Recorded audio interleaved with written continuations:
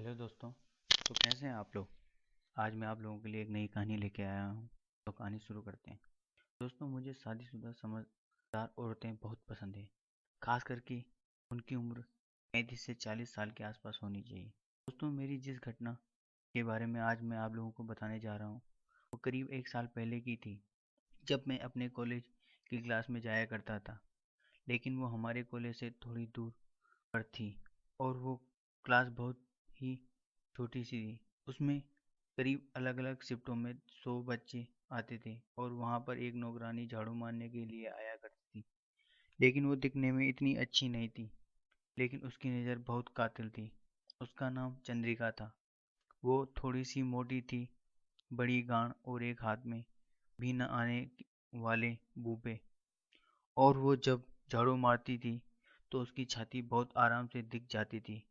और जब मैं उसके सामने देखता था तो मुझे कुछ अजीब तरीके से देखती थी।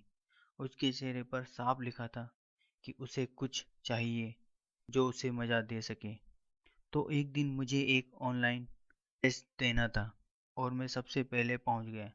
लेकिन हमारी क्लास के सर को उसी दिन कहीं जरूरी काम से अचानक बाहर जाना था और मेरी उनसे बहुत अच्छी बनती थी। उन्होंने मुझे क्लास की चाबी दे दी क्योंकि उस दिन सिर्फ मुझे ही वहाँ पर सबसे पहले पहुंचना था और अपनी तैयारी करनी थी।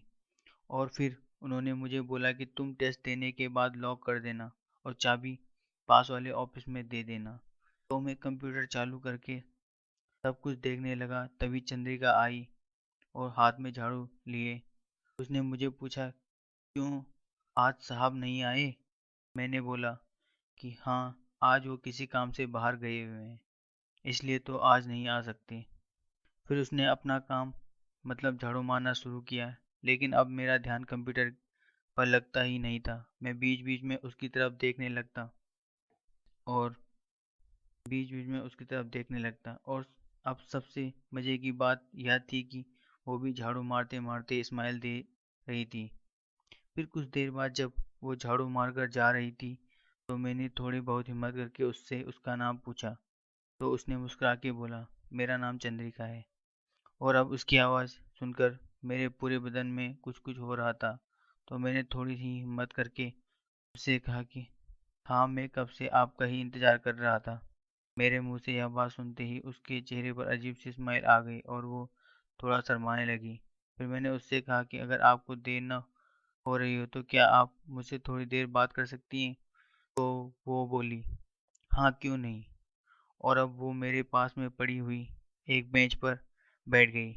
फिर मेरे कुछ बोलने का बेसब्री से इंतजार करने लगी। फिर मैंने उसके बारे में सब कुछ जानकारी पूछना शुरू किया। तब मुझे पता चला कि उसके पति की पिछले कुछ साल पहले मृत्यु हो चुकी है और वो अब अपने इकलौते बेटे के साथ रहती है। और उसका बेटा करीब अब मेरी उम्र का है। दोस्तों, वो जब बोलती थी तो उसके बदन में एक आग सी लग जाती थी। मेरा मन करता था कि इसे अभी पकड़कर चोट डालूं, लेकिन मैंने अपने आप पर बहुत काबू रखा। फिर मैंने एकदम सही मौका देखकर उसकी तरफ एक और तीर मारा और मैंने उससे पूछा, क्यों आपको आपके पति की कभी कमी महसूस नहीं होती। उसने झट से कहा, हाँ होती है, लेकिन अब मैं क्या कर सकती हूँ। तो मैंने जल्दी से उसकी बात खत्म होते ही बोला, मैं हूं ना, मैं आपकी मदद करूंगा। तो मेरे मुंह से यह बात सुनकर वो मुझे अजीब तरीके से देखने लगी और बहुत देर तक इधर-उधर की बातें करने के बाद वो बोली कि ठीक है, अब मैं घर जाती हूँ और बाकी की बातें हम लोग कल करेंगे।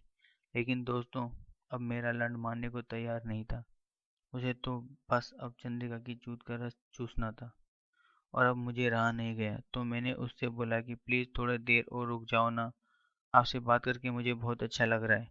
फिर उसने कहा कि वैसे भी हमें इतनी सारी बातें कर ली हैं, अब क्या करें। तो मैंने बोला कि हाँ, फिर भी मेरा मन नहीं मान रहा, आओ हम अंदर वाली क्लास में चलते हैं। और फिर मैं उसे अंदर वाली क्लास में लेकर चला गया और फिर मैंने क्लास का दरवाज़ा अंदर से बंद कर दिया। मुझे वैसे तो डर लग रहा था, पर कहीं मेरे सर आ गए तो मेरी तो आज सामत ही आ जाएगी। लेकिन मेरा चंद्रिका को छोड़ने का बिल्कुल भी मन नहीं कर रहा था। और जैसे कि मैंने सबसे पहले आप सभी को बताया कि मुझे आंटियाँ बहुत पसंद है और उनको देखकर मुझे कुछ कुछ होने लगा था। खैर फिर अब हम दोनों अंदर वाली क्लास में गए थे, तो उसे अचानक से पकड़कर अब मैं ज़बरदस्ती चूमने लगा, तो उसे भी मज़ा आने लगा। लेकिन उसने मेरा कोई भी किसी भी तरह का विरोध नहीं किया और अब वो धीरे धीरे गर्म हो रही थी। मैंने उसके होंठ